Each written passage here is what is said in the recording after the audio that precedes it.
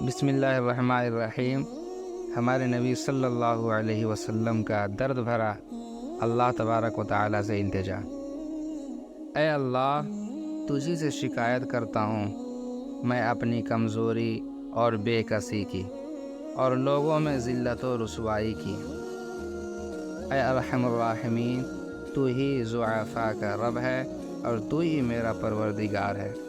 تو مجھے کس کے حوالے کرتا ہے؟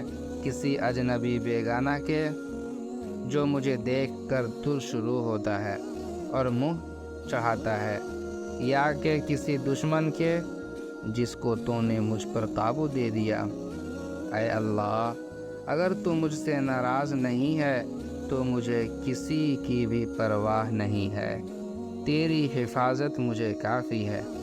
میں تیرے چہرے کے اس نور کے طفیل جس سے تمام اندھیریاں روشن ہو گئیں اور جس سے دنیا اور آخرت کے سارے کام درست ہو جاتے ہیں، اس بات سے پناہ مانگتا ہوں کہ مجھ پر تیرا غصہ ہو یا تو مجھ سے ناراض ہو۔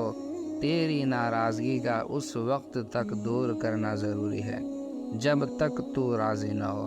نہ تیرے سوا کوئی طاقت ہے نہ قوت۔ مالک الملک کی شان قہاری کو اس پر جوش آنا ہی تھا کہ حضرت جبرائیل علیہ السلام نے آ کر سلام کیا اور عرض کیا کہ اللہ تعالیٰ نے آپ کی قوم کی وہ گفتگو جو آپ سے ہوئی سنی اور ان کے جوابات سنے، اور ایک فرشتہ کو جس کے متعلق پہاڑوں کی خدمت ہے آپ کے پاس بھیجا ہے کہ آپ جو چاہیں اس کو حکم دیں۔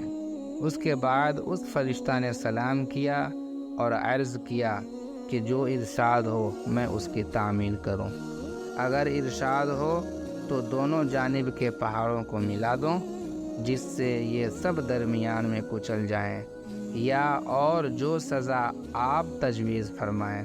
حضور صلی اللہ علیہ وسلم کی رحیم و کریم ذات نے جواب دیا کہ میں اللہ سے اس کی امید رکھتا ہوں کہ اگر یہ مسلمان نہیں ہوئے تو ان کی اولاد میں سے ایسے لوگ پیدا ہوں جو اللہ کی پرستش کریں اور اس کی عبادت کریں۔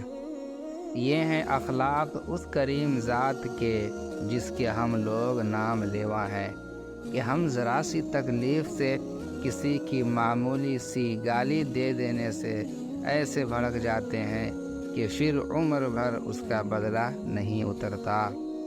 ظلم پر ظلم اس پر کرتے رہتے ہیں اور دعویٰ کرتے ہیں اپنے محمدی ہونے کا، نبی کے پیرو بننے کا۔ نبی کریم صلی اللہ علیہ وسلم اتنی سخت تکلیف اور مشقت اٹھانے کے باوجود نہ بددعا فرماتے ہیں نہ کوئی بدلہ لیتے ہیں۔